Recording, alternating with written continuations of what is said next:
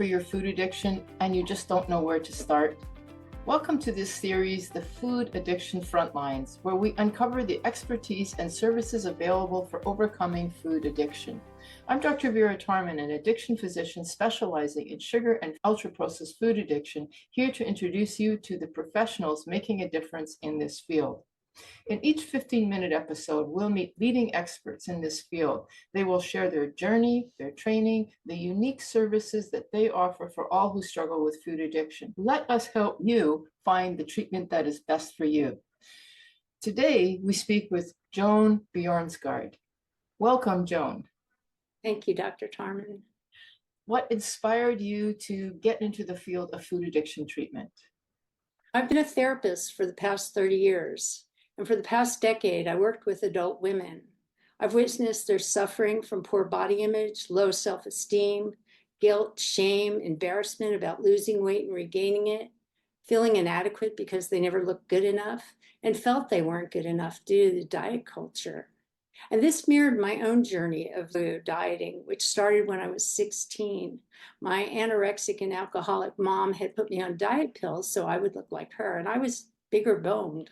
I had gained some weight after puberty and then again when I had kids. And I found I was really good at losing weight, but I failed miserably at keeping it off or maintaining a healthy weight. I kept losing 100 pounds, then gaining it back. I've done that 3 times in my life and said never again. Ironically, my first job as a licensed therapist was in an eating disorder clinic where I did inpatient and outpatient therapy. I was heavy at the time, but I didn't fit any of their diagnostic boxes because I binged, but I never purged. And binge eating disorder was not recognized back then, 30 years ago. After COVID, once again, I regained another 100 pounds. I was sitting there eating 4 boxes of Girl Scout cookies at a sitting, and I found myself suffering from hypertension on 4 medications. I was pre-diabetic. I was very close to my A1C being at the diabetic line, and I couldn't get up off the floor when I was playing with my dogs. I tried all the typical steps. I went to a well-meaning nutritionist who encouraged me to eat soft serve frozen yogurt. And then I went to an eating disorder therapist who thought she could teach me to moderate my intake of sweets and carbs. I kept telling her, I can't do this. I cannot moderate. I just couldn't moderate at all. So after 3 sessions, I fired her. So I started researching and reading and looking for answers, and I actually found your book, Food Junkies. And this was life-changing for me. For the first time, I entertained the thought that maybe it wasn't about my failure of willpower or a defect in my character, that there was something wrong with me. Why couldn't I eat like other people? I just couldn't moderate sweets or carbs because I was a food addict. And it gave me such hope that it wasn't my fault, but I also felt it was my choice and my responsibility to do something about it. So this ignited a passion in me to want to help the women I worked with who were struggling with the same kinds of guilt and shame, self-recrimination, failure, feeling like they had poor body image. And they, like I, used food to cope with difficult feelings. And they would get stuck in that addiction cycle of use, feel bad, can't deal with the feels, use again, and around and around. So learning about food addiction and going through Sweet Sobriety's treatment audit and participating in their individual and coaching groups was for me the missing piece to finding relief and freedom in my relationship with food. And that was almost 3 years ago today. Okay, you mentioned that you were a therapist for quite a long time. Tell us what your training is in food addiction and also just your training in general. Sure. I received my coaching certification from the Addiction Academy, where I also did a specialized certification in food addiction. I received my master's degree in human relations counseling, and I did additional coursework to become a licensed professional counselor, and that was more than 30 years ago.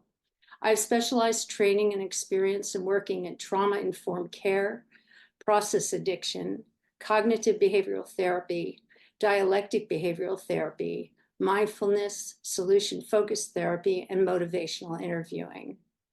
Besides the Addiction Academy, I also attended training through your Adapt Your Life series on food addiction, which was really helpful to me.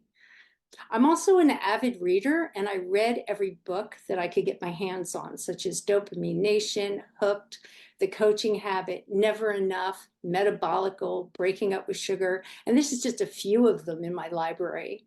And I continue to attend workshops and keep up with the current research on ultra-processed food and the role of high fructose corn syrup and how it affects your body.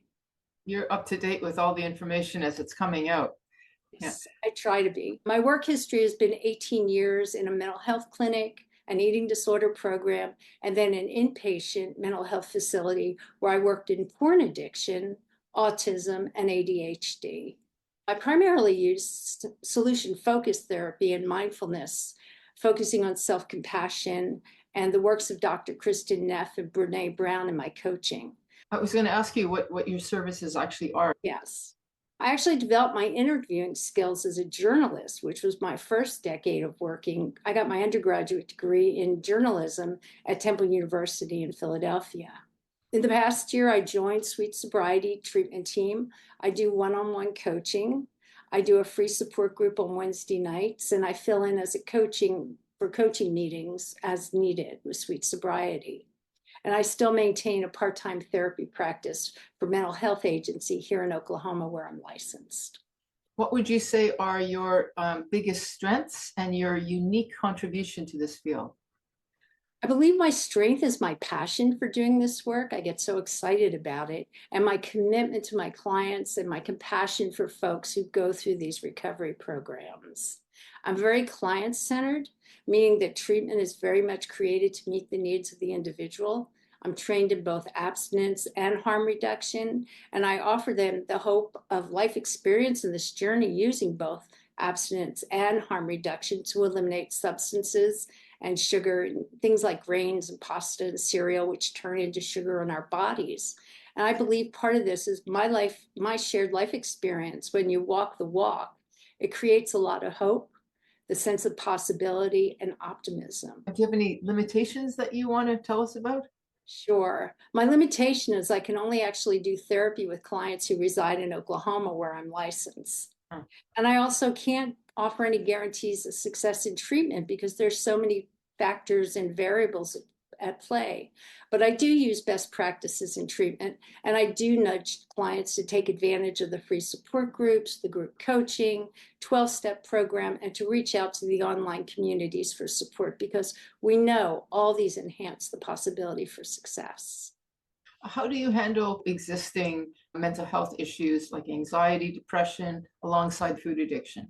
I refer them out to resources in their community, and I can sign HIPAA paperwork to then triage with doctors and also to their therapist, most of whom have no information on food addiction. So that's been my experience. Are you comfortable with people who come in on medications like Ozempic?